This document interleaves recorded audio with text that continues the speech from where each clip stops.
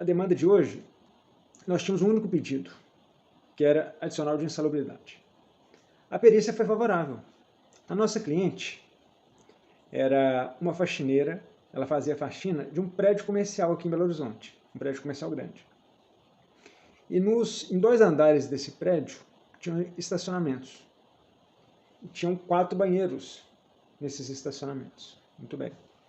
Então ela fazia faxina, higienização do local, recolhimento de lixo desses locais. Em cada andar de estacionamento eram 100 vagas de veículos. Muito bem. Ela nos procurou, contou o caso. No entendimento dela, ali, pelo menos 100, 150 pessoas utilizavam os banheiros. Fomos com essa tese. Ajuizamos a ação. A perícia foi feita. O perito foi fazer a diligência junto com a reclamante, com também prepostos da empresa, o assistente técnico da empresa. Qual foi a conclusão? Insalubridade. Inclusive nos termos da INR 15, mas também com base na súmula 448 do TST, que ela, em linhas gerais, a higienização de banheiros públicos ou coletivos conferiria direito ao adicional de insalubridade pelo agente patológico biológico. Diante disso, insalubridade em grau máximo. O que o perito afirmou? Ele narrou todas as atividades da autora, inclusive que, em média, 200 pessoas ao dia utilizavam os banheiros e a reclamante era uma das faxineiras responsáveis. Foi caracterizada a insalubridade. Abriu vista, tanto para nós quanto para a reclamada. A reclamada, a única impugnação foi através do seu assistente técnico. O seu assistente técnico fez a impugnação simplesmente técnica. Ele não aborda conceito jurídico, nada disso. Então, tem duas situações. O entendimento do perito, de confiança do juízo, e o entendimento aqui do assistente técnico da empresa. Fomos com essas informações para a audiência. Não tínhamos prova a produzir. Claro, fiz uma entrevista, orientei a nossa cliente se, por um acaso, eu tivesse a questão do depoimento pessoal. E assim fomos. Muito bem. Acessamos o ambiente virtual. Primeiro questionamento do juiz. Perguntou sobre a possibilidade de acordo. Eu manifestei favoravelmente, falei, olha, excelência, teríamos interesse de resolver a questão. O colega da reclamada, já de plano, afirmou, falou, olha, a empresa não tem nenhum interesse em compor, não faz acordo nesse tipo de demanda. Muito bem. O juiz ali, atentamente, ele não consegue ler da primeira à última folha a demanda, mas ele passa os olhos, a prática mostra isso, ele pensou qual é a discussão, a existência da súmula. Ele, inclusive, falou com o colega, falou, ô doutor, tem a súmula aqui, né? Nós ficamos numa situação complicada, então eu sugiro, nesses casos, fazer acordo. Aí o colega novamente falou, excelência, não faz, a empresa não faz. O preposto também se manifestou, não fez nenhum tipo de proposta. E o juiz utilizou, por isso até não apresentar aqui a gravação, ele próprio disse, falou assim, doutor, é estranho essa situação, é um prédio comercial, a empresa não impugnou as atividades da autora, nem o número de pessoas. O juiz simplesmente jogou isso, né? Ah, são um banheiro. Eu falei, não, excelência, eram 4 banheiros. Tudo bem, não teria maiores controvérsias.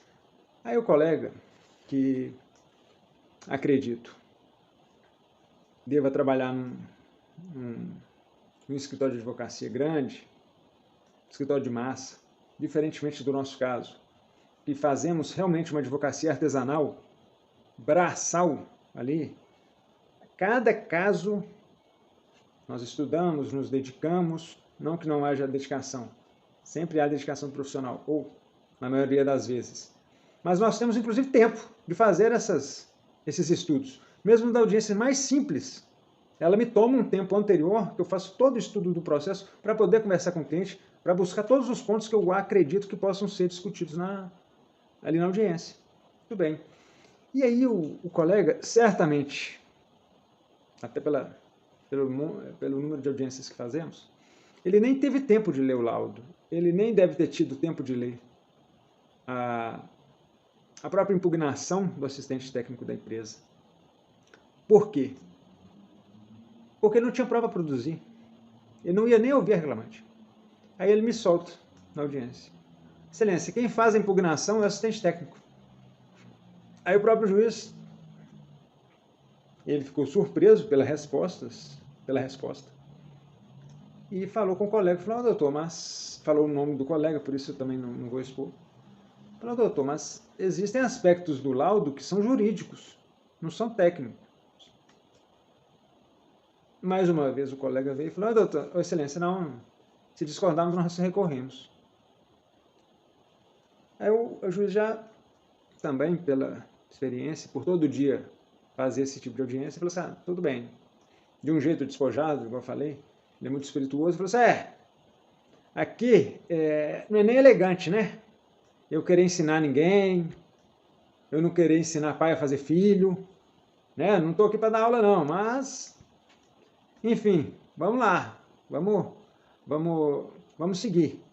E certamente o próprio colega, ele não se atentou, não conseguiu perceber a chamada, vamos colocar assim, que o juiz, naquele momento, estava falando com ele. Porque não que não configuraria, não queria modificar o entendimento do perito.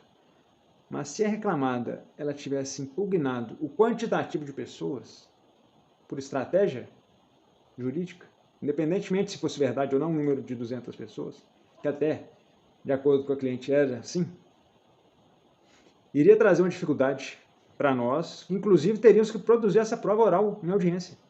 Mas, de toda forma, a questão se resolveu. Claro que o juiz ele não está distrito ao laudo, ele pode formar o convencimento dele por outras situações. Só que ali o juiz tentou alertar o colega e o colega não observou, não se atentou. Ele é um colega novo também, mas certamente todos os dias está fazendo audiência. Ele não conseguiu observar isso. E nós, que já estamos há algum tempo e todos os dias fazendo esse tipo de demanda, você percebe no próprio momento, apesar do juiz ter passado até e ficado um clima ameno na audiência, ele se surpreendeu. Qual a conclusão e qual a experiência que trazemos disso? Cada vez mais, a forma que fazemos, a forma que advogamos, a forma que trazemos essa experiência para todos os casos nossos, ela mostra que sim, estamos no caminho certo por conta disso, que temos condições de tratar aquele processo ali, de ter tempo, inclusive, que pela demanda, e conheço bem, que já tive experiências, já tenho colegas também que trabalham em escritórios de massa, aqui de Belo Horizonte, isso aí é muito frequente, não tem nem tempo de ler, não tem nem tempo de observar, simplesmente pega alguns pontos e vai para uma audiência.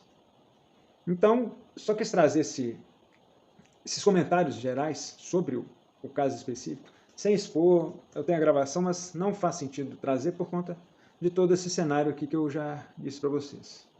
Tá? Espero aí que tenha sido também interessante esse tipo de conteúdo. E estou aberto aí, espero que vocês possam comentar, curtir, para nós interagirmos aí. Tá certo?